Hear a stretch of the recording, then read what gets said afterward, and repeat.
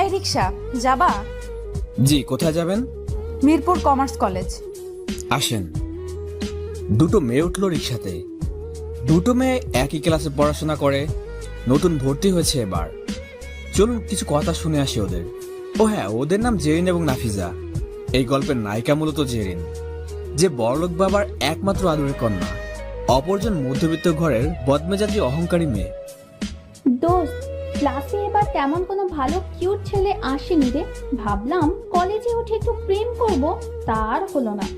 যা আছে সেগুলো দেখে মনে হয় না রেস্টুরেন্টে গিয়ে খাওয়ানোর মতো টাকা আছে। ফক্কিনি সবগুলো। দোস্ত, এভাবে কেন বলিস? কাউকে এতটা ছোট করে দেখা ঠিক না। থাম তুই, চেহারা দেখছিস এক একটার। আর দুদিন আগে প্রথম ক্লাসে একটাকে দেখে তো হাসি থামছিল না আমার। কার কথা বলছিস? আরে ওই যে একটা আসলো ক্লাস শুরুর পর, কি জানি নাম মনে নেই, গাইয়া খ্যাত মার্কা। কি একটা ছেঁড়া তালি মারা শার্ট পরে আসছিল, মাই গড। গিয়ে বসলো আবার পেছনের বেঞ্চে। এইসব মানুষের সাথে ক্লাস করা যায় বল? তুই সবসময় এমন করিস কেন? যাই বলিস দোস্ত, অমন ছেলের সাথে এক ক্লাসে বসে ক্লাস করা আমার পক্ষে সম্ভব না রে। আমার প্রেস্টিজে বাকি। চুপ কর, কলেজে চলে আসছি। চল নামি। আই মামা, রাখেন। রিক্সা থামলো, ওরা দুজন নামলো। জেরিন ওর পাশ থেকে টাকা বের করে হাত বাড়ানোর সময় হঠাৎ বাতাসে রিক্সাওয়ালার মুখের উপর থেকে গামছাটা সরে গেল। আর জেরিন ও নাফিজার চোখ পড়লো তার দিকে। রীতিমতো ভরকে গেল দুজনই। এ তো সেই ছেলেটা যাকে নিয়ে এতক্ষণ নাফিজা তিরস্কার অপমানিত করছিল, যে কিনা ওদের সাথে একই ক্লাসে পড়ে। তুমি তুমি রিক্সা চালাও? জি। আমি বিশ্বাস করতে পারছি না। আরে বিশ্বাস না করার কি আছে? ওর জামা কাপড় দেখলেই তো বোঝা যায়। এই জন্যই তো বললাম খ্যাত কোথাকার। তুই থাম নাফিসা। ব্যাপারটা কতখানি সেনসিটিভ সেটা একটু বোঝার চেষ্টা কর। আমাদের ক্লাসমেট রিক্সা চালাচ্ছে আর আমরাই তার রিক্সায় উঠেছি। এটা তোর কাছে কেমন লাগছে সেটা তোর ব্যাপার, কিন্তু আমার কাছে খুব ইমোশনাল। জেরিন ওর পাশ থেকে আরো কিছু টাকা বের করে নির্দিষ্ট ভাড়ার সাথে যোগ করে ওর হাতে দিল, কিন্তু পরিমাণের বেশি 1 টাকাও না রেখে বাকি টাকা ফিরিয়ে দিয়ে রিক্সা টেনে চলে গেল। জেরিন চলে যাওয়া ছেলেটার দিকে এক নজর তাকিয়ে আছে। নাফিজ এবার বিরক্ত হয়ে জেরিনের হাত টেনে ক্লাসে চলে গেল। এবার রিক্সাওয়ালার সাথে পরিচয় করানোর সময় এসেছে। চলুন পরিচিত হয়ে আসি। আমি জানি সেই রিক্সাওয়ালা। অবাক হতেও পারেন, তবুও বলি, ছোটবেলায় বাবা মা মারা যাওয়ার পর একমাত্র ছোট বোনটাকে নিয়ে এ জীবন যুদ্ধে টিকে আছি। যার দরুন নিজের পড়াশোনা ও বোনকে মানুষ করা, তার এবং আমার খাওয়া থাকার সবকিছুই আমাকে করতে হয়। ভালো ছাত্র হয়, উপবৃত্তির টাকায় পড়াশোনা খরচ চলে গেলেও পেট তো চলে না। তাই স্কুলের পর বিভিন্ন কাজ করে পেট চালাই 2 ভাই বোন। বোনটা খুব ছোট, বয়স 7 বছর। মিরপুর বস্তির এক কোণে তাঁবু খাটিয়ে থাকার মতো জায়গা ওখানকার এক চাচা করে দিয়েছিল বাবা মরার পর। তার খুব ভালো বন্ধু ছিল, সেই সুবাদে তিনি একমাত্র গার্জিয়ান আমাদের। আমি বাইরে এলে ওই বাড়িতেই বোনটাকে রেখে আসি। স্কুল পাস করে এখন কলেজে ভর্তি হয়েছি। শুধু রিক্সা নয়, সময়ের প্রতিক্রমায় বিভিন্ন পেশার কাজ করি। দিনমজুর বললেও ক্ষতি নেই। জীবন সংগ্রাম কতটা কঠিন তা ছোটবেলা থেকে শিখছি। সেদিন রিক্সা চালিয়ে একটু দেরি হয়ে যায় কলেজ যেতে, তাই নাফিসা ওইভাবে বলছিল। আরো নানান ধরনের যে উপাধিগুলো আমার উপর প্রদান করলো, তাতে বিন্দুমাত্র অপমানিত বোধ করিনি। কেন জানেন? কারণ ওই অনুভূতিটা এখন একটুও নেই। থাকলে হয়তো অনেক আগে না খেয়ে মরতে হতো। কতজন কত কি বলে তাতে কিছু মনে করি না। আমার রিজিক আমাকেই খুঁজে নিতে হবে। কেউ এসে খাইয়ে দেয় না। উপরে বসে যিনি সব কলকাঠি নাড়েন তিনিই পথ দেখান, আর আমি সেই মতো ব্যবস্থা করতে নিত্যদিনের মতো যাত্রা করি। আজ সকালে 60 টাকা ইনকাম করেছি, তাই এখন সময় হয়েছে বাড়ির পাশে রিক্সা জমা দিয়ে কলেজে আসার। বোনের জন্য কয়টা চকলেট কিনে নিতে হবে, না হলে কেঁদে আমার কোলেই ঘুমিয়ে যাবে। আপন বলতে ওই আমার সব। খুব ভালোবাসি আমার ছোট বোনটাকে। কলেজে যাবার মতো তেমন ভালো কোনো জামা নেই। গতবার এক লোককে রিক্সায় উঠিয়েছিলাম শীতের সময়। খালি গায়ে কাঁপছিলাম দেখে একটা জামা আর চাদর কিনে দিছিল। সেদিন অনেক কেঁদেছিলাম। ওই স্যারকে এখনো কোথাও দেখলে খুব যত্ন আর সম্মান করে রিক্সায় তুলি। খুশি হয়ে কিছু বকশিশ দেয়। খুব ভালো মানুষ উনি। সেই জামাটাই পরে কলেজে যাই। যদিও পুরনো হয়ে গেছে, তবুও এটাই সম্বল। পরিচয় পেয়ে কি খারাপ লাগছে? খারাপ লাগলেও কিছু করার নাই, কারণ আল্লাহ সবাইকে সবকিছু দেন না। হয়তো সময় বিশেষ কোনো মিরাকেল ঘটে। চলুন পরের কাহিনী নিয়ে কথা বলি। এদিকে নাফিজা ক্লাসে ঢুকে সবাইকে আমার ব্যাপারটা খুলে বলল। দু একজন ছাড়া সবাই হাসাহাসি তামাশা করলো আমাকে নিয়ে। জেনের বাধা সত্ত্বেও নাফিজা খুব মজা নিল। আমি ক্লাসে ঢুকতেই সবাই মিলে একসাথে বলতে শুরু করলো, এই দেখ দেখ, আমাদের রিক্সাওয়ালা এসেছে। কি মামা, যাবা নাকি? শালা দিন মজুর খ্যাত কোথাকার এই শ্রমিক, আজ কত কামাইছিস? কথাগুলো খুব হাসি তামাশা করে বলতে থাকলো। আমি ছলো ছলো চোখ নিয়ে সবার দিকে একবার চোখ বুলিয়ে মাথা নিচু করে শেষ বেঞ্চে বসে পড়লাম। বুকের ভেতরটা খুব যন্ত্রণা অনুভব করছে। ভাবছি এই ধনীর দুলালেরা কি পড়াশোনা শিখছে? হতে পারে দিনমজুর, তাই বলে কি কোনো মূল্য নেই সমাজে? আমার মতো আরো হাজারো দিনমজুর আছে, তাদেরকেও কি এরা মূল্য দিচ্ছে? লজ্জা পায়নি, কিন্তু কষ্ট হচ্ছে কথাগুলো শুনে। শুধু বারবার একটা কথাই বলতে ইচ্ছে করে, আমার জায়গায় একবার নিজেদের বসিয়ে দেখো, জীবনটা কত কঠিন। সবারই ওই খোঁচানি কথাগুলো কানে বেঁধেছে। দু এক ফোঁটা জল গড়িয়ে পড়লো বইয়ের উপর। নাফিজা খুব হাসি আসছে আমাকে এইভাবে সবার কাছে তুলে ধরতে পেরে, কিন্তু কারো উপর রাগ হচ্ছে না। ওরা আমারই বন্ধু, একই ক্লাসে পড়ি। হঠাৎ সবাইকে থামিয়ে দিল জেরিন। আশ্চর্য, কি শুরু করছিস সবাই?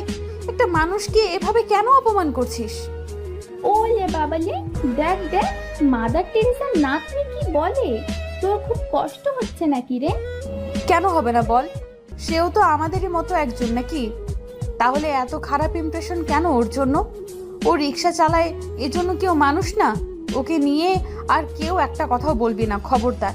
নাফিসা, তুই নিজেকে যতটা জমিদার ভাবিস, আসলে তোর পরিবার কেমন তা আমার থেকে ভালো কেউ জানে না। আর কখনো আমার সামনে কাউকে কিছু বলার আগে 10 বার ভাববি, আর নিজের পজিশনটাও ভেবে নিবি। আর বাকি যারা আছো, তোমরা মানুষকে মূল্যায়ন করতে শেখো। কাউকে অপমান করার আগে ভেবে দেখো সেই অপমান তোমাদের করলে কতটা কষ্ট লাগতে পারে। জেনের এমন কথা শুনে সবাই চুপ হয়ে গেল এবং আরো দু একজন তাকে সাপোর্ট করলো, কিন্তু মন থেকে অনেকে মানতে রাজি হলো না। এরই মধ্যে ক্লাস টিচার চলে এলে সবাই যার যার জায়গায় বসে পড়লো। ক্লাস শেষ হলে জেরিন আমার দিকে এগিয়ে আসছে।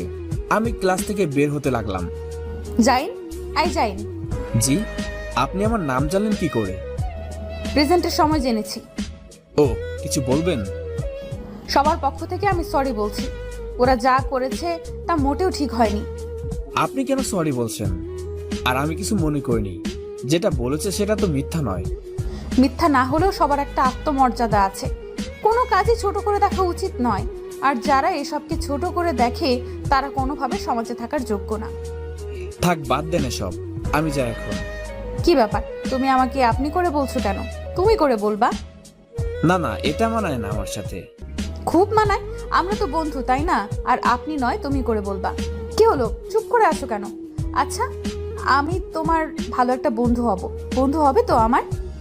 আমি বস্তিতে থাকা একটা ছেলে যে কখনো ভালো একটা জামা পরিনি, তারপরও দিনমজুর, এমন ছেলের সাথে কথা বলতে ঘৃণা করে, আর এই মেয়ে বন্ধু হতে চাচ্ছে। সত্যি আমি অবাক হয়ে গেলাম জেনের এমন আচরণে। ভাবলাম মেয়েটার মাঝে আসলে শিক্ষা আছে, কিন্তু বিষয়টা কেমন জানি লাগছে। তাই তখনই রাজি না হয়ে বললাম পরে জানাবো। জেরিনের থেকে বিদায় নিয়ে চলে এলাম রিক্সা নিতে। সারাটা বিকেল যা ইনকাম হবে তা দিয়েই দুজন মানুষ খেতে পারবো। আমি কখন আধ পেটা বা না খেয়েও আমার ছোট বোনটাকে খাইয়েছি। তাই জলদি এসে রিক্সা নিয়ে বের হলাম। এখন কলেজ ছুটি হওয়াতে সবাই বের হয়েছে।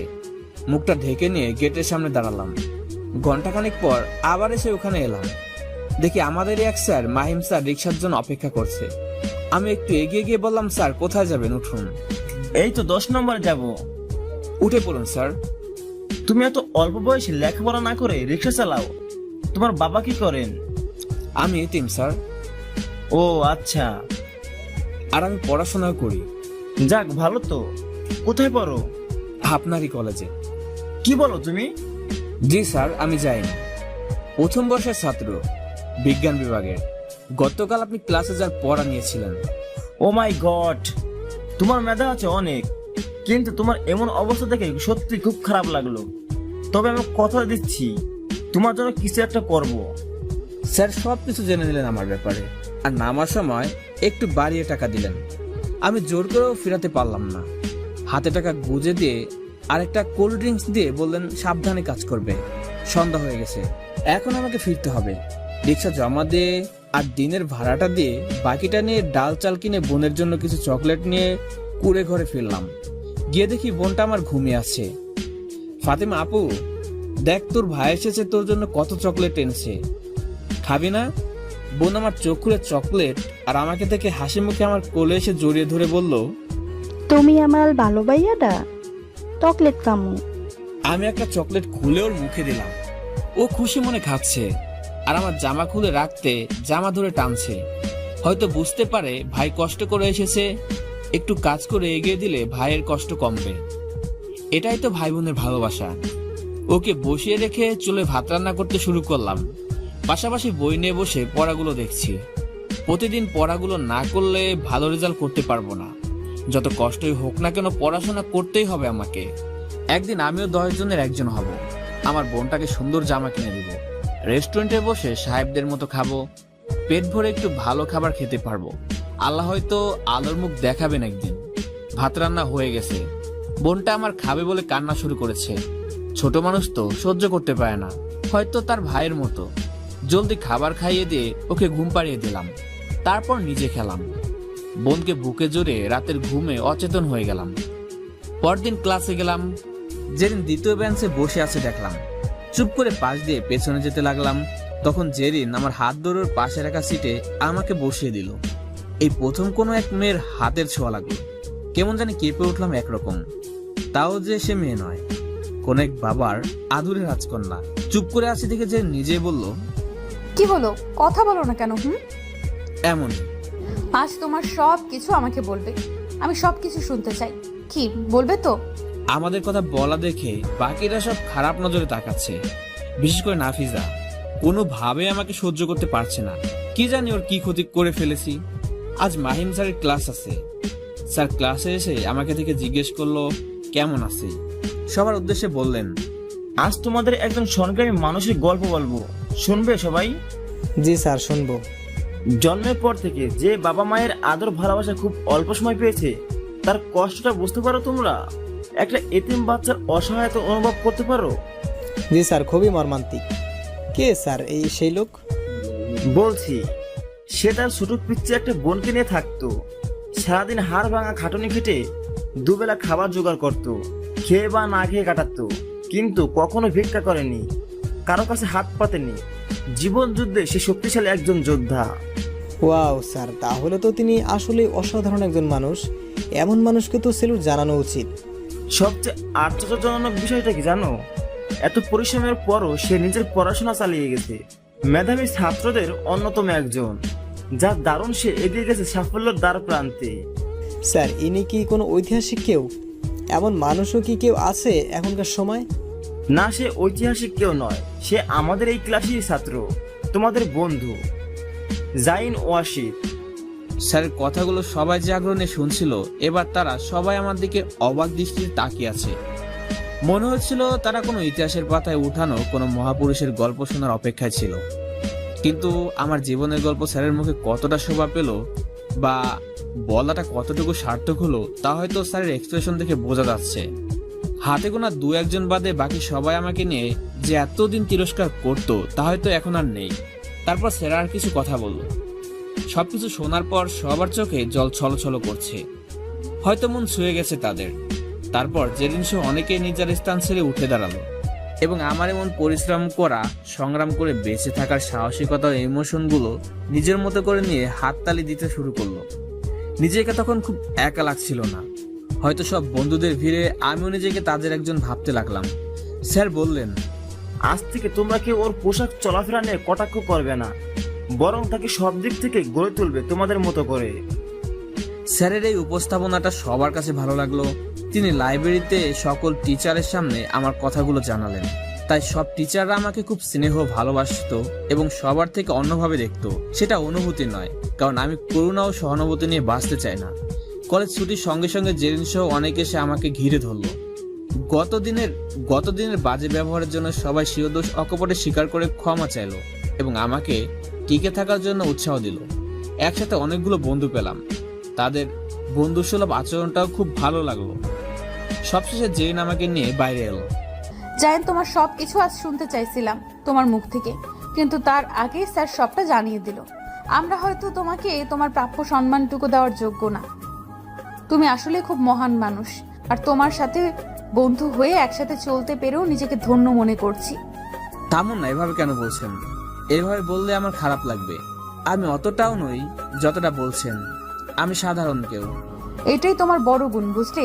আর হ্যাঁ, যদি একবার আপনি আপনি করো তবে কান টেনে ছিঁড়ে ফেলবো। তুমি করে বলো। আচ্ছা ঠিক আছে, বলবো। এবার খুশি তো? চলো ক্যান্টিনে যাই। ওখানে গিয়ে কি করব? ক্ষুধা লাগছে, খাবো, চলো। না, তুমি যাও, আমার ক্ষুধা লাগেনি। তুমি গিয়ে খেয়ে নাও। আরে আমি একা খাবো না বলেই তো তোমাকে নিয়ে যাব বলে বললাম। দেখো, আমার ওখান থেকে খাবার মতো টাকা নাই, তাই ওখানে যাবার ইচ্ছেও কখনো আসেনি। কিছু মনে করো না, তুমি যাও। আজই আমি কি বলেছি তোমার থেকে খাবো? না, তুমি আমাকে বলোনি। তাহলে আমি তো নিয়ে যাচ্ছি তোমার সাথে বসে খাবো বলে। চলো। না না, আমি খাবো না। যেদিনকে আমাকে অনেকগুলো টাকা বকশিশ দিবে, সেদিন আমার বোনের জন্য কিছু কিনে যদি টাকা থাকে তবে আমিও কিছু খাবো আর তোমাকেও বলবো। তোমার সাথে এখানে বসে খাবো আর আমার ছোট বোনটা? না না, তুমি যাও। আর আমাকে কখনো খাবার জন্য কিছু বলো না প্লিজ। জেনের চোখ দুটো চকচক করে উঠলো জলে। কপাল ছেয়ে গেল তার। আমার কথায় বুঝতে পারলো হাজার কষ্ট করলেও খাবার কিনে দিতে আর খাওয়াতে সে ব্যর্থ হবে। তাই একটা রিকোয়েস্ট করলো, ও আমার সাথে আমার বাসায় গিয়ে বোনটাকে দেখবে। অনেক রিকোয়েস্ট করলো। ওর মতো এমন একটা মেয়েকে আমি কি করে ওই নোংরা পরিবেশে নিয়ে যাব সেটাই ভাবছি। বাসা বলতে তো একটা তাঁবু, ওখানে পৌঁছাতে কয়েকটা ময়লা কারখানা পার হতে হবে। তাতে ওর সুন্দর জুতা আর পা নোংরা হয়ে যাবে। তবুও জোর করলো আমাকে। অবশ্যই সাথে নিয়ে গেলাম জেরিনকে। যেতে যেতে অনেক কথা বললো জেরিন। ওর মনটা যে একদম পরিষ্কার তা ওর প্রতিটা কথা শুনে স্পষ্ট বুঝে গেলাম। ওকে রিক্সার গ্যারেজটা দেখালাম। তারপর ও কিছু চকলেট আর নানান জিনিস কিনে নিল। আমি শুধু বাধা দিয়ে আটকাতে পারিনি। আমার এসব পছন্দ হয় না কেন জানি। হয়তো সবাই সহানুভূতি নয়, মন থেকেই দেয়, তবুও মানতে কষ্ট হয় আমার। বস্তিতে ঢুকতেই জেরিন বলল, যাই, এখানে তুমি কি করে থাকো? তোমার বোনটা তো খুব ছোট, ওর তো অসুখ হবে। আমি জন্ম থেকে এখানে আছি, তো অভ্যাস হয়ে গেছে। তোমার তো অভ্যাস নেই, তাই খারাপ লাগছে। আর এর জন্যই তোমাকে নিষেধ করছি। একটু পর বাঁধলো আসল ঝামেলা। ছোট চিপা নোংরা রাস্তা পানি বেঁধে আছে, তার উপর কয়েকটা ইট দেয়া, সেগুলো পাড়িয়ে পার হবার জন্য। জেন এটা দেখে আমার দিকে অসহায় দৃষ্টিতে তাকিয়ে আছে।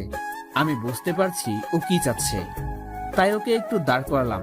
তারপর কোনায় কয়েকটা মোটা কাগজের কার্টুন ছেড়ে দিলাম। কোন রকম পার হতে পারলাম ওকে নিয়ে। তারপর আমার ছোট্ট ঘরটা সামনে এলাম। বোনটা আমার একটু পাশেই খেলছিল। আমাকে দেখেই দৌড়ে এলো। ভাইয়া ভাইয়া, তুমি আত্তো? আসছি। দেখ তোর সাথে কে দেখা করতে এসেছে। কে? জেনের দিকে এক পলকে তাকিয়ে আছে, দেখছে ওকে ভালো করে। কারণ এখানে তো ভালো পোশাক পরতে কাউকে আগে কখনো দেখেনি ও। খুব আগ্রহ নিয়ে দেখছে। তারপর বলল, ভাইয়া ও কে? চাচুর বাসায় টিভির যে মেয়েটা, এটা কি ও? হয়তো চাচার বাসায় টিভিতে কোনো নায়িকাকে দেখেছিল, তাই ভাবছে ও মনে হয় সে। ছোট মানুষের ভাবনা যা হয় আর কি। না রে, ওর নাম জেরিন, আমার সাথে পড়ে। এত কিছু না বুঝেও একটুকু বুঝেছে সে আমার পরিচিত। জেন ওর দিকে তাকিয়ে দেখছে, তারপর হাত থেকে ব্যাগগুলো নামিয়ে ওকে কোলে নিতে গেলে আমি বাধা দিলাম। ওর সুন্দর জামাটা নষ্ট হয়ে যাবে সেজন্য। কারণ বোনটা আমার মাটিতে খেলছিল, শরীরে ধুলাবালি লেগে আছে। কিন্তু জেন ওসবের তোয়াক্কা না করে কোলে তুলে নিল। বোনটাও আমার ওর কোলে গিয়ে একদম চুপ করে আছে, এমনিতে কারো কোলে যেতে চায় না। জেরিন বলল, তোমার নাম কি আপু? ফাতেমা। তোমার নাম কি? জেরিন। তুমি তো খুব মিষ্টি একটা মেয়ে, খুব সুন্দর লাগে তোমার কথাগুলো। আমার ভাইয়াও বলে আমি ভালো। তুমি চকলেট খাবা? চকলেট? একটা হাসি ফুটে ওঠে ওর মুখে, কিন্তু আমার দিকে তাকিয়ে আছে পারমিশনের জন্য। তারপর ব্যাগ থেকে কিছু দামি চকলেট বের করে দিল জেরিন। চকলেট পেয়ে খুব খুশি ফাতেমা। জেন ওকে কোলে নিয়ে কয়েকটা চুমু দিল। আমিও অবাক হয়ে গেলাম। জেনের চোখে মুখে কোনো বিরক্তির ছাপ অবধি নেই। এতটা মিশুকো। প্রায় 30-40 মিনিট আমার বোনের সাথে সময় কাটিয়ে ওর কাছে ব্যাগগুলো বুঝিয়ে দিয়ে যখন জেরিন বের হলো, তখনও পুরোপুরি অবাক হয়ে গেছে। পুরো বস্তি সবাই আমার ঘরের সামনে জেনকে দেখতে জড়ো হয়ে গেছে। কারণ সবাই অবাক ওরকম একটা ফুটফুটে সুন্দরী মেয়ে কিনা এমন পরিবেশে এসেছে। তারপর সবাইকে পরিচয় করিয়ে দিয়ে জেরিনকে নিয়ে চলে এলাম। প্রায় সন্ধ্যা হয়ে গেছে। রিক্সা নিয়ে বের হয়ে জেরিনকে উঠিয়ে চললাম ওর বাসার দিকে। তারপর ওকে বললাম রিক্সা চালাতে চালাতে, আমি কখনো ভাবিনি তোমার মতো কে একজন ওখানে গিয়ে এতটা স্বস্তিতে আমার বোনের সাথে মানিয়ে নিতে পারবে। কি যে বলো তুমি, আমার খুব ভালো লেগেছে ওখানে গিয়ে। তোমার বোনটা খুব মিষ্টি, একটু যত্নের অভাব, কারণ মা না থাকলে এমন যত্ন কেই বা করবে বলো। তুমি চিন্তা করো না, সব ঠিক হয়ে যাবে। আর আমি কিন্তু মাঝে মাঝে আসবো ওকে দেখতে। তোমার বাবা মা জানলে তোমাকে খুব বকবে। না, মোটেই না, তারা শুনলে আরো খুশি হবে। শোনো না, একটা কথা বলবো। কি কথা বলো? বলছি যে সারাদিন কত টাকা ইনকাম হয়? সব সময় তো চালাতে পারে না, তবুও মোটামুটি 250 থেকে 300 টাকা হয়, যদি রাতেও কিছু সময় চালাই। আজ বিকেলে তো ফাঁকা গেল আমার জন্য, তো আমি যদি এই টাকাটা তোমাকে দেই, তুমি রাগ করবে না তো? অবশ্যই করব, আমি তোমার থেকে টাকা কেন নেব? আরে আমার জন্যই তো হয়নি, তাই না? না না, তবুও নেব না। এখন থেকে 2 ঘন্টা চালালে যা হবে তাতেই যথেষ্ট। জেন চুপ করে থেকে আবার বলল, আচ্ছা, এভাবে কষ্ট না করে তুমি তো একটা কাজ করতে পারো। যেমন কোনো রেস্টুরেন্টে পার্ট টাইম কাজ করলে তাতে টাকাও হবে, খাবারও হবে, আর তোমার বোনটাও তো বড় হচ্ছে, তাই না? কে দিবে এমন চাকরি? আচ্ছা, দেখি আমি কিছু করতে পারি কিনা। আর তুমি তো ভালো ছাত্র, কয়েকটা টিউশনি করালে তো আরো ভালো হবে, তাহলে এত কষ্ট করতে হতো না। চিনে না জানে না আমাকে কেউ হুট করে কি টিউশনি দিবে? তার জন্য তো রেফারেন্স টেনে কথা তুলবে, বুঝলে? আচ্ছা, তোমাকে এত কিছু ভাবতে হবে না, যা করার আমি করব। আর তোমার ফোনও নেই যে যোগাযোগ করব। দেখি কি করা যায়। এত কিছু করতে হবে না, আমি এমনিতে অনেক খুশি তোমার উপর। জেনের বাসার সামনে এসে মাথা ঘুরে গেল আমার। এত বড় অট্টালিকা, বাপরে! জামকালো ভাবে সাজানো বাড়িটা। এত বড় বাড়ির মেয়ে আজ বস্তির নোংরা পরিবেশে ছিল, সেটা জানলে তো আমাকে পিঠাবে মনে হয়। রিক্সা থেকে নেমে জেরিন একটা 500 টাকার নোট গুজে দিল আমার পকেটে। টাকাটা বের করে বললাম, আমার কাছে খুচরো নেই, তুমি খুচরো টাকা দাও। খুচরো করতে হবে না, ওটা তুমি রেখে দাও। না না, আমি নিতে পারবো না। নিতে হবে। বেশি কথা বললে সোজা বাসায় টেনে নিয়ে গিয়ে বাপিকে বলে দিব, তখন বুঝবা মজা। ভয়ে আমার গলা শুকিয়ে গেছে। চুপচাপ ওর কথা মেনে নিলাম। ও মুচকি এসে চলে গেল, আমিও চলে এলাম। 3 দিন পর কলেজে এসে ক্লাসে ঢুকতে দেখি কেউ নেই, সব ফাঁকা। বুঝলাম না কেউ আসেনি কেন। একজন এসে বলল সবাই কমন রুমে আছে, ওখানে যেতে। আমিও গেলাম ওখানে। ভেতরে ঢুকতেই সবাই একসাথে চিল্লিয়ে বলল, happy birthday Zain, many many happy returns of the day. আজ আমার জন্মদিন, অথচ আমারই মনে নেই। অস্বাভাবিক কিছু নয়, কারণ গরিবের সব দিনই সমান। নুন আনতে যার পান্তা ফোরায় তার আবার জন্মদিন। তবে আশ্চর্যের ব্যাপার হলো ওরা কি করে জানলো? তখন জেরিনে গিয়ে এসে বলল, স্যারের কাছে জানতে পারলাম আজ তোমার জন্মদিন, তাই সবাই মিলে তোমাকে একটা সারপ্রাইজ দিলাম। খুশি হয়েছো? খুশির থেকে অবাকটা বেশি হয়েছি। অবাক হওয়ার কিছুই নেই, তুমি আমাদের সবার বন্ধু, এতটুকু তো করতেই পারি। কিন্তু এটা ভেবো না যে সারপ্রাইজটা শুধু এতটুকুই, তোমার জন্মদিনের গিফটও আছে। মানে? আমরা সবাই মিলে তোমার জন্য কিছু গিফট কিনেছি। কি গিফট? জেরিন সহ সবাই এসে বড় একটা বক্স ধরিয়ে দিল, মোটামুটি ভারী। ভিতরে কি আছে বুঝতে পারছি না। তারপর কেক কাটার পালা। জেন আমার হাত ধরে কেক কাটতে শুরু করলো। দ্বিতীয়বার জেনের হাতের ছোঁয়া পেলাম। একটা অজানা ভালো লাগা অনুভূতি বিদ্যুতের গতিতে সমস্ত শরীরে বয়ে গেল। হাতটা সত্যি খুব নরম ছিল। সবাই মিলে আমার জন্মদিনটা এভাবে আয়োজন করে এত মজা করে করবে, এটা আমার কাছে স্বপ্ন ছাড়া কিছু নয়। তবুও তা বাস্তবে রূপ নিল। তারপর কলেজ শেষে জেন আমার সামনে এসে বলল, এই যে মিস্টার, বলো। সবার গিফট নিলে আমার গিফট নিলে না? সবাই মিলে তো দিলে, আর কি? সেটা সবার পক্ষ থেকে, কিন্তু আমি পার্সোনাল ভাবে দিব তো। কি দিবা আবার? তোমার জন্য খুব সামান্য একটা গিফট, এটা নাও। এটা তো মোবাইল, এটা নিয়ে আমি কি করব? তোমার সাথে যোগাযোগ করার জন্য বুদ্ধুরাম। কিন্তু কোনো কিন্তু না, একদম বেশি বুঝবা না। যা বলছি চুপচাপ মেনে নাও। রাতে বাসায় এসে ফাতেমাকে সামনে বসিয়ে গিফট বক্সটা খুললাম। ফাতেমা ভীষণ আগ্রহ নিয়ে অপেক্ষা করছে। বক্সটা খোলার পর আমি সত্যি খুব অবাক হয়ে গেলাম। কয়েকটা শার্ট প্যান্ট গেঞ্জি আমার জন্য এবং ফাতেমার জন্য। কিছু খাবারের প্যাকেটও আছে। আমার বুঝতে অসুবিধা হলো না এসব জেরিনের কাজ, কারণ সবগুলো পারফেক্ট সাইজের। নতুন জামা পেয়ে ফাতেমা খুব খুশি হলো। সে আমাকে জিজ্ঞেস না করে পরলো না। ভাইয়া কালকে ঈদ, এত নতুন জামা কে দিল? না রে বোন, আমার কিছু বন্ধু দিয়েছে। সেদিন যে আপুটা এসেছিল ও দিয়েছে।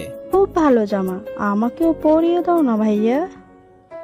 ফাতেমাকে একটা জামা পরিয়ে দিলাম। ও খুশিতে নাচছে। কখনো এমন জামা তো পরেনি, তাই খুশির সীমাটা একটু বেশি। সব গিফটগুলো গুজিয়ে রাখছে, এমন সময় ফোনটা বেজে উঠলো। হ্যালো। কি মিস্টার, কি করা হচ্ছে শুনি? গিফটগুলো দেখছিলাম আর ফাতেমাকে জামা পরিয়ে দিলাম। পছন্দ হয়েছে সব? ফাতেমা খুব খুশি হয়েছে, কিন্তু কিন্তু কি? আমার জন্য এত কিছু কেন করলে? কেন, এর উত্তর হয়তো জেনের নিজেরও জানা নেই। কেন করছে এসব? হয়তো বন্ধুত্ব, নয়তো তার চেয়েও বেশি কিছু, অথবা সহানুভূতি, নতুবা অন্য কিছু। কোনোটাই ঠিক করে বলতে পারে না। এভাবে কাটতে থাকে কিছুদিন। জেনের সাথে আমার ঘনিষ্ঠতা দিন দিন বাড়তেই থাকে। তবে আমি তাকে খুব ভালো একটা বন্ধু ভাবতে শুরু করলাম, কারণ কোনো কিছুর বিনিময় বা পাবার আশা নিয়ে সে আমার জন্য এত কিছু করছে না। ওর মন মানসিকতা সম্পর্কে যতই জানছি ততই অবাক হচ্ছি। আসলে দুনিয়া এখনো ভালো মানুষ আছে বলেই হয়তো পৃথিবীটা এখনো সুন্দর। কয়েকদিন পর মাহিম স্যার আমাকে ডেকে পাঠালেন। শোনো জাইন। জি স্যার। টিউশন করাতে পারবে না? সেটা তো পারবো, কিন্তু স্যার আমার কাছে কে দিবে টিউশনি করাতে?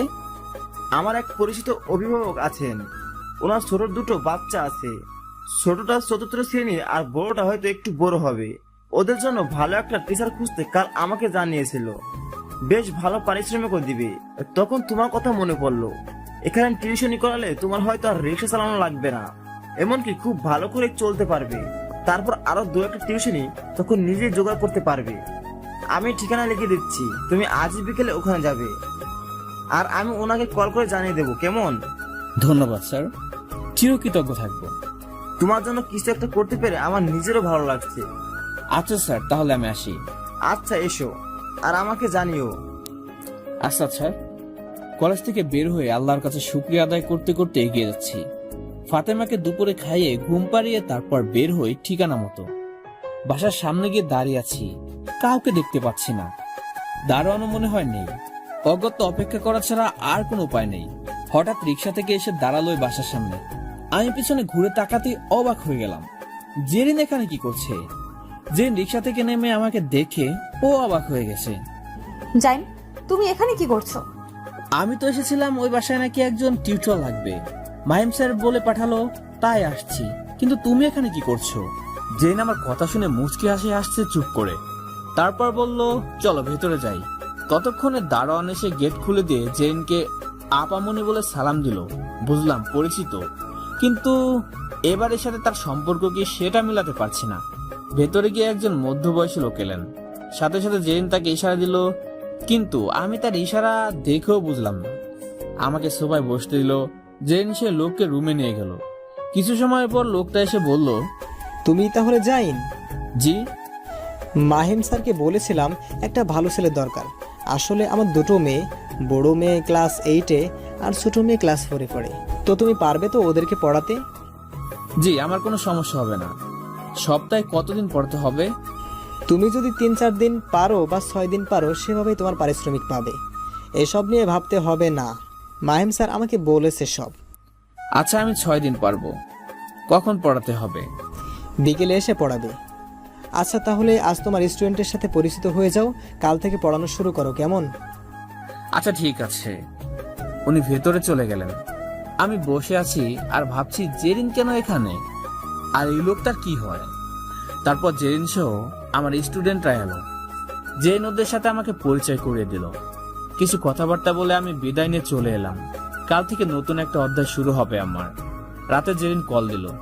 মাস্টার সাহেব, কি করছেন? ভাবনায় ডুবেছিলাম। কিসের তো ভাবনা এখন? কাল থেকে পড়াবে আর তোমাকে কষ্ট করতে হবে না। কিন্তু তুমি ওখানে কি করছিলে? ওদের সাথে তোমার সম্পর্ক কি? ও আচ্ছা, তোমাকে তো বলা হয়নি। যাদেরকে তুমি পড়াবে ওরা আমার কাজিন, খালাতো বোন হয় আমার। খালুকে আমি বলে দিছি তোমার কথা, বুঝলে হাদারা? ও তাই বলো। আর হ্যাঁ, দুজনকে পড়ানোর জন্য তোমাকে 8,000 টাকা দিবে।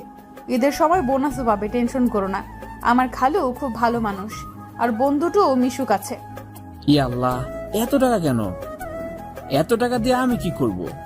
ই আল্লাহ, এত টাকা কেন? এত টাকা দিয়ে আমি কি করব? আগামীকাল টিউশনি এমনি ভালো করে পড়ালে ভালো টাকা পাবে। আর হ্যাঁ, পরশু শুক্রবার বিকেলে ঘুরতে যাব, ফাতেমাকেও নিয়ে আসবে। কোথায় যাবে? যেখানে মন চায় সেখানে। এত প্রশ্ন কেন করো? নাক ফাটিয়ে দিব কিন্তু। আচ্ছা, আর প্রশ্ন করব না। এখন কি খাবে? আলু ভর্তা করেছি আর ডাল। আচ্ছা, খেয়ে ঘুমিয়ে যাও, কাল সকালে ক্লাসে দেখা হবে। আচ্ছা, তুমিও ঘুমিয়ে যাও খেয়ে। একটা কথা বলবো জাইন? বলো। আমি না, থাক, পরে কখনো বলবো। কি কথা বলো না? না, উপযুক্ত সময় এলে তখন বলবো।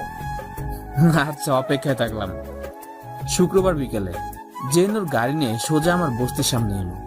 তারপর কল দিয়ে ফাতেমাকে নিয়ে আসতে বললো। ফাতেমা খুব খুশি হয়ে নতুন জামা পরে আমার হাত ধরে আসছে। আমি জেইনের সামনে নতুন জামা পরে একটু লজ্জাবোধ করছি। পুরনো জামা পরার মাঝে কেন জানি একটা অন্যরকম ভালো লাগা কাজ করে।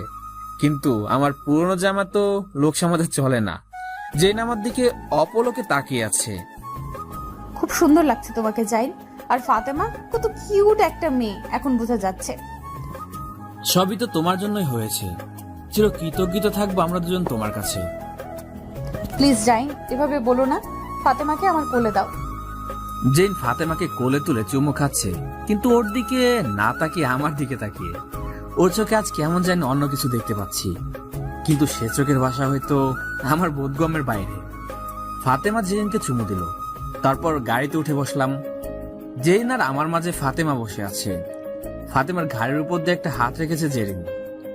একটু পর ফাতেমাকে কোলের উপর বসে জেরিন সরে এসে বসলো আমার খুব পাশে। জেন ওর হাতটা আমার হাতের উপর রেখে সামনে তাকিয়ে রইল। আমি কিংকর্তব্য বিমূঢ় হয়ে ওর দিকে তাকিয়ে আছি। একটু পর জেরিন আমার দিকে বলল, কি ব্যাপার? এভাবে তাকিয়ে কি দেখো আমাকে? মতলব কি তোমার? এখনো তাকিয়ে আছো কেন? আর এটা কি? আমার হাত ধরলে কেন? আমি কখন হাত ধরলাম? জাইন, এটা কিন্তু একদম ঠিক না। আমি জেনের এমন কথা শুনে আকাশ থেকে পড়ে মাটিতে তলিয়ে যাচ্ছি। কি বলবো কিছু বুঝতে পারছি না। ওর এক্সপ্রেশনটা খুব রুড হয়ে আছে। ও কি মজা করে বলছে না সত্যি রেগে আছে তা বোঝা মুশকিল। বাধ্য হয়ে ওর হাতটা ধরলাম। সাথে সাথে জেইন অন্যদিকে তাকিয়ে মুচকি হাসছে। আমি অবুঝ বাচ্চার মতো ওর হাতটা শক্ত করে ধরে থাকলাম। জেনের হঠাৎ এমন রেগে যাওয়া, পরক্ষণে হাসি দেওয়ার কোনো মানেই খুঁজে পেলাম না। হয়তো আমার মতো ছেলেরা সব না খোঁজে ভালো, কারণ বাস্তব জীবন অনেক কঠিন। ঘোরাঘুরি শেষে জেইন আমাকে বলল, না, জাইন, একটা কথা বলবো, কিন্তু তুমি কিভাবে নিবে জানি না। কি কথা শুনি আগে? বলছি যে ফাতেমা তো বড় হচ্ছে, ওর দেখাশোনার জন্য একজনকে খুব দরকার। এই বয়সে ওকে সুন্দর করে গড়ে তোলাটা খুব জরুরি। মানে তুমি কি আমাকে বিয়ে করার কথা বলছো নাকি? আরে না, ধুর, বিয়ে করার কথা বলবো কেন? বলছি যে ফাতেমাকে যদি আমার বাসায় নিয়ে যাই, ও আমার কাছে থাকবে, ওর কোনো সমস্যা হবে না কখনো। পাগল হয়ে গেছো নাকি তুমি? তোমার বাবা মা শুনলে কখনো রাজি হবে না। দেখো, আজ অব্দি তুমি যা করেছো তার ঋণ শোধ করতে পারবো কিনা জানি না। আমাকে আর ঋণী করো না। যাই, ঋণের কথা কেন বলছো? একটা কথা মনে রেখো, আমি যাই করেছি তোমার জন্য করিনি, সব আমার নিজের জন্য করেছি। নিজের জন্য মানে? কিছু না, এটাই ফাইনাল। আমি আজই আব্বুর সাথে কথা বলবো। এখন চলো, বাসায় রেখে আসি তোমাকে। আচ্ছা, ফাতেমা তোমার কাছে গেলে আমি একা হয়ে যাব, তো ওকে ছাড়া থাকবো কি করে? বিয়ে করে বউ নিয়ে থাকো। চলো এখন। মানে জেনে কিছু কিছু কথা আমার বোঝার সাধ্য নেই, তবে ওর সহজ সরল মনটা যখন হঠাৎই রেগে আগুন হয়ে যায় তখন খুব মিষ্টি লাগে। দিন দিন কেন যেন সবকিছু ভালো লাগে। আগে কখনো কারো প্রতি এতটা আকর্ষণ হতো না, এখন কেন হচ্ছে সেটাও জানি না। জেন আমাদের এগিয়ে দিয়ে ওর বাসায় চলে গেল। রাত ওর বাবা এলে, বাপি, ও বাপি, কফি খাবে? আমি বানিয়ে আনি। বাইরে থেকে তো খেয়ে এসেছি, সেটা তো বড় কথা নয়। আমার পাগলি মেয়েটার কিছু একটা প্রয়োজন, সেটা কি জলদি বলে ফেলো তো মামনি। না মানে এমনি কিছু না তো। জানি জানি, সামান্য কিছু হলে আমার মেয়ে সরাসরি বলে, কিন্তু নিশ্চয়ই দামি কিছু লাগবে, তাই এত বাহানা। কি বলে আমি বাহানা করি? না না মামুনি, কে বলে এসব? তুমি বলো কি লাগবে। আমার একটা বন্ধু আছে, নাম জাইম। ও এতিম, একটা পিচ্চি বোন আছে ওর। এখন আমি চাই ফাতেমাকে আমার বাসায় রেখে ভরণ পোষণের দায়িত্ব নিতে। ও আচ্ছা, এই ব্যাপার। বাপি, তোমার তো টাকা পয়সার অভাব নেই, ইচ্ছে করলে 10টা পরিবার স্বাবলম্বী করতে পারবে। প্লিজ বাপি, ওই ছোট মেয়েটার ভবিষ্যতের কথা ভেবে না হয় রাজি হয়ে যাও। আমার তো ছোট কোনো ভাই বোনও নেই, ওকে আমার ছোট বোনের মতো মানুষ করব। বলো না বাপি। তোমার মন মানসিকতা একদম তোমার মায়ের মতন হয়েছে। তুমি যা করছো তার জন্য আমার মনটা খুবই আর গর্ব হচ্ছে। তুমি যা করছো তার জন্য আমার মনটা খুব খুশি আর গর্ব হচ্ছে, কিন্তু এখন যা বললে তার জন্য আমি বেশি খুশি মামনি। তুমি ওকে নিয়ে এসো। আমার এত বড় বাড়িতে কোনো মানুষ নেই। তোমার আম্মু চাইতো তোমার আরেকটা ভাই বোন আসুক, কিন্তু তোমার জন্মের সময় অপারেশন করতে গিয়ে সে সুযোগটাও হারিয়ে গেছে।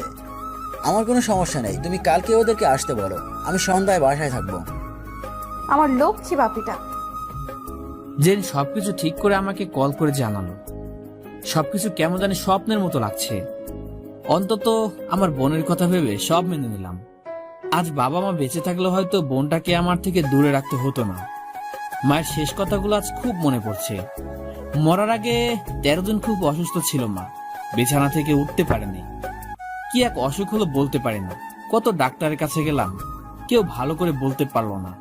তখন যদি আমার টাকা থাকতো, হয়তো ভালো চিকিৎসা পেলে আমার জন্মদাত্রী মা আজ বেঁচে থাকতো। শুধু মরার আগে বললো, জাইন রে, তোর বাজানের কাছে যাওয়ানোর সময় হয়ে গেছে রে বাপ।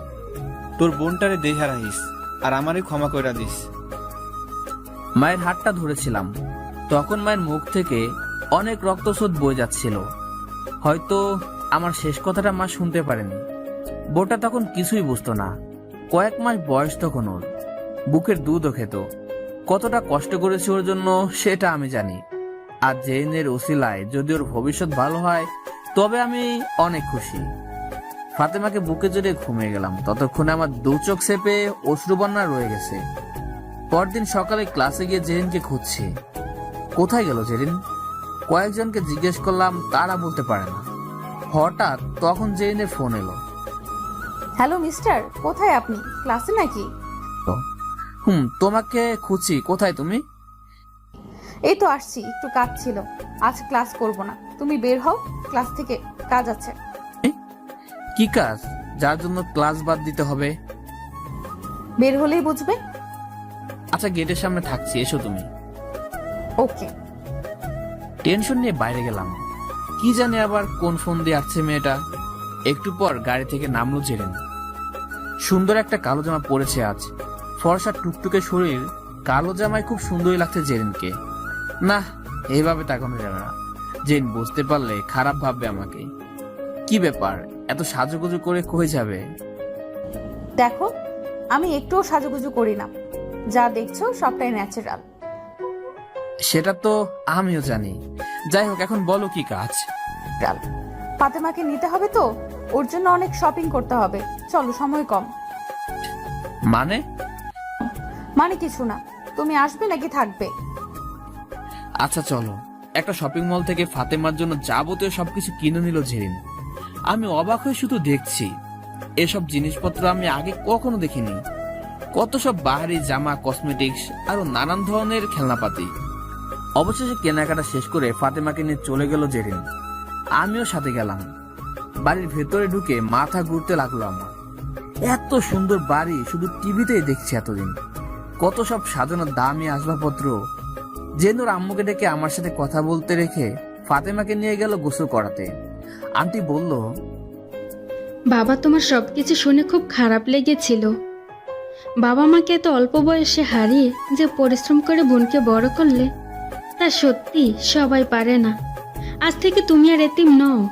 তোমার এক মা চলে গেছে, তাতে কি, আরেক মা তো বেঁচে আছে। আমাকে আন্টি না ডেকে মা বলেই ডেকো। আমি আর নিজেকে সামলাতে পারিনি। হাউমাউ করে কেঁদে ফেললাম আন্টিকে জড়িয়ে ধরে। আন্টি আমাকে সান্ত্বনা দিচ্ছেন ঠিক মায়ের মমতার মতোই। এতদিন খা খা করা বুকটা মায়ের শূন্যতে যে আর্তনাদের ঝংকার বাস্তব তা আজ হয়তো অনেকটাই থেমে গেছে।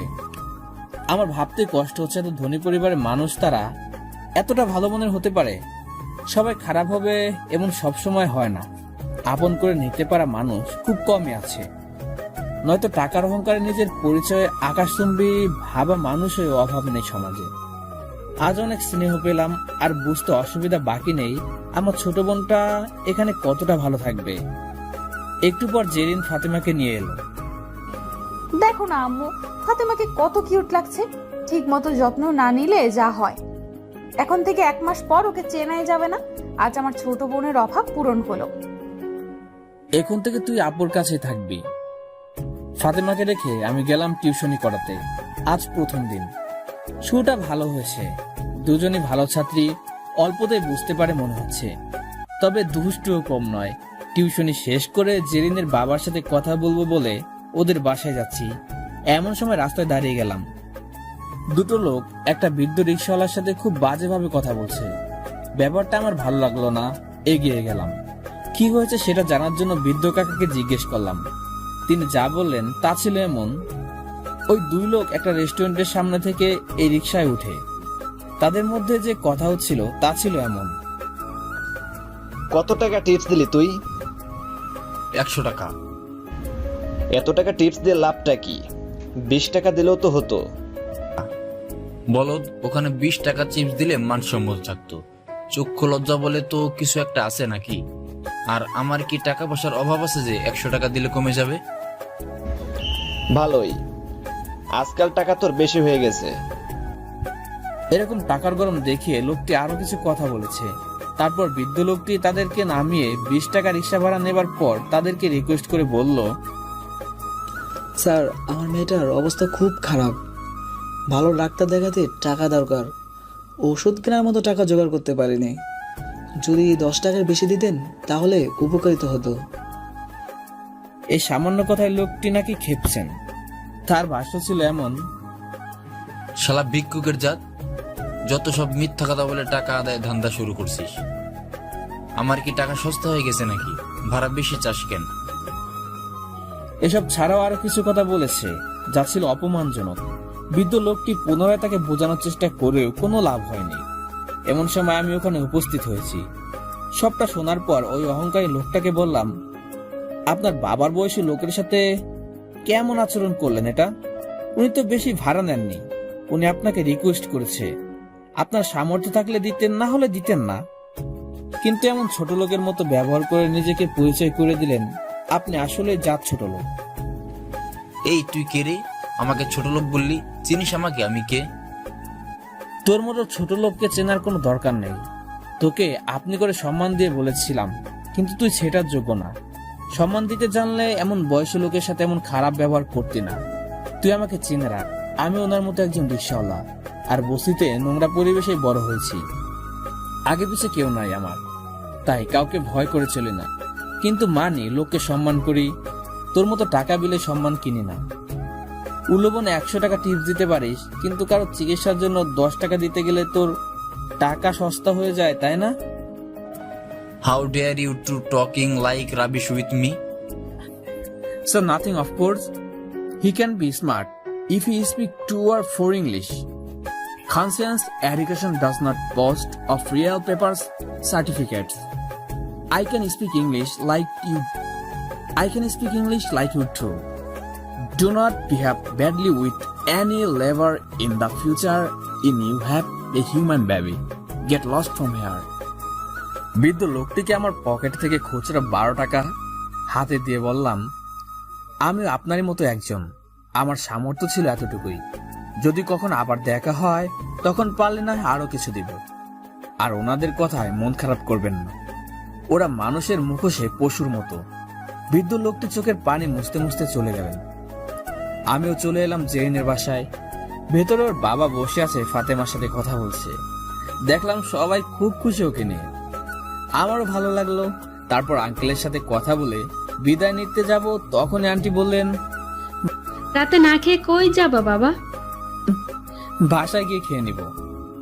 থাক, আর কষ্ট করে রান্না করতে হবে না, আজ আমাদের সাথেই খাবে। এসো জলদি। এরপর জেইনের ইশারায় ওর রুমের দিকে গেলাম। খুব চমৎকার ভাবে সাজানো রুমটা, চোখগুলোর বড় বড় করে চারপাশটা দেখছিলাম। জেইন আমাকে বসতে বলল, আমি মেঝেতে বসে পড়লাম দেখে প্রচন্ড রেগে আগুন হয়ে গেছে। নিচে বসতে বলেছি আমি? তাহলে কোথায় বসবো? কেন এত সুন্দর করে বিছানা পাতা সেটা চোখে পড়লো না? না না, ওটা তো তোমার বসার জায়গা, আর কত পরিষ্কার, ওখানে বসলে তো ওটা নোংরা হয়ে যাবে, তাই বসিনি। আর এখানেই ঠিক আছে, তো আমার কোনো সমস্যা নাই। এতদিনে এই চিনলে আমাকে? মানে?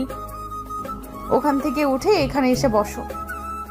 কিন্তু আর একটা কথা বললে খুব খারাপ হয়ে যাবে বলে দিলাম। আচ্ছা বসছি। জেনের রাগকে আমি খুব ভয় পাই, না চাইতে আমার জন্য অনেক করেছে। ঘনিষ্ঠ হওয়া সত্ত্বেও জেনের চোখে তাকাতে এখনো সাহস হয়নি আমার। অজানা ভয় আর কিছু লজ্জা কাজ করে আমার চরম ভাবে। যাই, আমার কিছু কথা আছে তোমার সাথে। সে তো জানি, কবে থেকেই তো শুনছি। আজ বলতে চাই। তো বলো। আমি জানি না তুমি কিভাবে নেবে এ ব্যাপারটা, তবে আমি অনেক ভেবে দেখলাম। আচ্ছা, ব্যাপারটা কি আসলেই তো বুঝতে পারছি না। বাংলাতে বলতে লজ্জা করেন। আচ্ছা, ইংলিশে বলো তাহলে। I think I'm in love with you. I spent every moment thinking of you. In everything I found you. I want you to be lonely. I want to love with you as your laughter and tears are mixed. I want you to have me. I love you so much, Zain. Zain, আমার মনে হয় আমি তোমাকে ভালোবাসি। আমার প্রতিটা মুহূর্ত কাটে তোমাকে ভেবে। সব কিছুতে আমি তোমাকে খুঁজে পাই। তোমার একাকিত্বটাকে আমার করে নিতে চাই। তোমার হাসি আর কান্নাতে মিশে গিয়ে আমিও তোমার সাথে হাসতে চাই, কাঁদতে চাই। তোমাকে আমার করে নিতে চাই। খুব ভালোবাসি তোমাকে। জেরিন, কি বলছো এসব পাগলের মতো? হ্যাঁ, আমি পাগল হয়ে গেছি শুধু তোমার জন্য। আমি সত্যিই তোমাকে খুব ভালোবাসি, জাইন। কোথায় তুমি আর কোথায় আমি, একবার ভেবে দেখছো? কিভাবে তুমি ভাবো এসব? তুমিও মানুষ, আমিও মানুষ, এতে সমস্যাটা কোথায়, জাইন? এটা নিছক একটা ভালো লাগা, এছাড়া কিছু না। আর যদি ভালো লাগা থেকে ভালোবাসা হয়েও থাকে, তবে কঠিন বাস্তবতার কাছে হাত করা পরিয়ে দিবে তোমারই পরিবার। হ্যাঁ, এটা সত্যি। আর সবসময় আমি তোমার এবং তোমার পরিবারের নিকট কৃতজ্ঞতা প্রকাশ করি। তোমরা যা করেছো আমার জন্য তুলনা হয় না। আমার বোনটার ভবিষ্যতের জন্য তাকে ভরণ পোষণের দায়িত্ব নিয়েছো, তাকে নোংরা বস্তি থেকে তুলে এনে আমার জন্য এর বেশি আর কিছু চাওয়ার নেই। সেদিন বলেছিলাম আমি যা করছি সেটা তোমার জন্য নয়, বরং আমার জন্য, আমাদের জন্য। তোমার মাঝে একটা আগুন আছে, আমি সেই আগুনকে তোমার দারিদ্রতার বিরুদ্ধে জ্বালিয়ে তোমাকে আমি তোমার গন্তব্যে পৌঁছে দিতে চাই, জাইন। আমি জানি ভবিষ্যতে তুমি অনেক বড় হবে, আর সেদিন আমাদের কেউ আলাদা করতে পারবে না। আমি সবার কাছে মাথা উঁচু করে গর্ব করে বলতে পারবো আমার জাইন একজন প্রতিষ্ঠিত। জেন, এত স্বপ্ন দেখার সাহস আমার নেই। অতি সাধারণের চেয়েও কম আমি। 3 বেলা খেতে পারলেই রাতে শান্তিতে ঘুমাতে পারি। তুমি আমাকে এসব অবাস্তব ধারণা দিয়ে নিত্যকার অভ্যাসটাকে বদলে দিও না। তবে এতটুকু বলতে পারি, যদি কপালে থাকে তবে একদিন হবে, না হলে বাস্তবতাকে মেনে নিও। জেন আমার কথায় গভীরভাবে বুঝতে পেরে চুপ করে মেনে নিল, আর কিছু বলল না। আমি খেয়ে আমার কুড়ে করে ফিরে ভাবছি, আমি কে, কি আছে আমার? কিসের টানে রাজপ্রাসাদের রাজকন্যা একজন দিনমজুরের ঘরে আসতে চায়? এটা কি কোনো মানুষের সূচনা, নাকি সত্যি ভালোবাসা? জানি না কেন আমার সাথে এমন হচ্ছে। ভালোই তো ছিলাম এতদিন, কোনো পিছুটান ছিল না। আজ কেন এতটা ভাবাচ্ছে এসব বিষয় আমাকে? ভাবতে চাই না আমি। আমার বোনটাকে মানুষের মতো মানুষ করতে চাই। আমার জীবনে ওই সব বেশ কিছুদিন কেটে যায় এভাবে। বোন ফাতেমা এখন বেশ আনন্দ রাজকীয় ভাবে বড় হচ্ছে। ওকে দেখলে এখন বোঝাই যায় না কোথা থেকে উঠে এসেছে। একজন সন্তানের জন্য তার পরিবার কতটা গুরুত্বপূর্ণ ভূমিকা পালন করে তা এখান থেকে বোঝা যায়। আর সে এত বড় পরিবারের একজন হয়ে বড় না হলেও একজন মায়ের কাছে তার সন্তানের সব থেকে বড় পাওয়াটা থেকে যায়। আমি কি পেয়েছি না পেয়েছি সেটা বড় নয়, আমার বোনটা যেন সবকিছু পেয়ে বড় হয় এটাই আমার জন্য অনেক।